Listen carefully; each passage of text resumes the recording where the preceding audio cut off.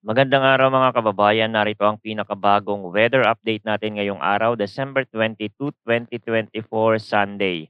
Alamin natin ang detalye sa bagong tropical depression na nabuo sa labas ng Philippine Area of Responsibility na posibleng makaapekto sa ilang bahagi ng Mindanao at Palawan. Para naman lagi kang updated sa lagay ng panahon, i-click mo lang ang subscribe button. Sa kasalukuyan, may iba't ibang weather system pa din ang umiiral sa bansa. Ang shear line na patuloy na magdadala ng kalat-kalat na pag-ulan sa Southern Luzon at Visayas. Samantala, ang Northeast Monsoon ay nakakaapekto sa natitirang bahagi ng Luzon at ang trough ng isang tropical depression ay nakakaapekto naman sa ilang bahagi ng Mindanao at Palawan. Ang lokasyon ng tropical depression ay huling namataan sa layong 620 kilometers sa timog ng Kalayaan, Palawan. Meron itong lakas ng hangin na umaabot sa 55 kilometers per hour at bugso na umaabot sa 70 kilometers per hour. Kumikilos ito pahilaga, hilagang silangan sa bilis na 20 kilometers per hour. Gamit ang ating ibang mga weather forecast tool, although maaari itong pumasok sa Philippine Area of Responsibility, pero hindi inaasahan na ito ay lalapit or maglalandfall sa kalupaan.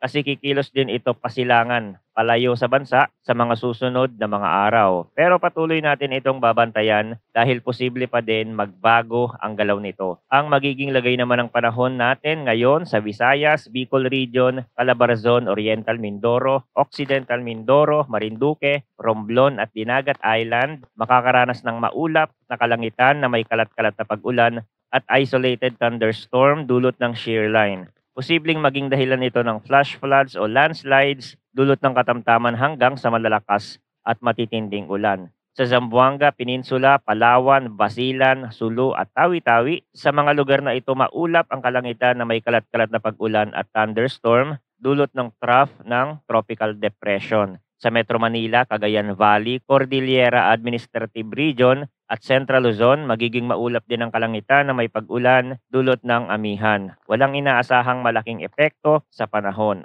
At sa natitirang bahagi ng Mindanao, maulap ang kalangitan na may isolated rain showers o thunderstorm dulot ng trough ng tropical depression. Mag-ingat sa posibleng flash floods o landslide sa panahon ng malalakas na thunderstorm. Sa latest weather advisory, heavy rainfall outlook, ngayong araw makakaranas ng intense to torrential rain ang Kalayaan Islands. Heavy to intense sa Quezon, Camarines Norte and the rest of Palawan. At moderate to heavy sa Oriental Mindoro, Marinduque, Romblon, Catanduanes, Camarines Sur, Albay, Sorsogon, Masbate, Antique, Aklan, Capiz, Iloilo, and Northern Samar. Bukas makakaranas ng heavy to intense ang Quezon, Camarines Norte, Camarines Sur, and Catanduanes. Moderate to heavy sa Albay, Sorsogon, Masbate, Oriental Mindoro, Marinduque, Romblon, and Palawan. Sa Tuesday, December 24, heavy to intense rain ang mararanasan sa Aurora and Quezon. Moderate to heavy naman sa Isabela, Camarines Norte, Camarines Sur, Catanduanes, Albay, Sorsogon, Masbate, Oriental Mindoro, Marinduque, and Northern Samar. Ang mga bulubunduking lugar ay posibleng makaranas ng mas mataas na antas ng ulan. Ang epekto ng malalakas na ulan ay maaari pang lumala sa mga lugar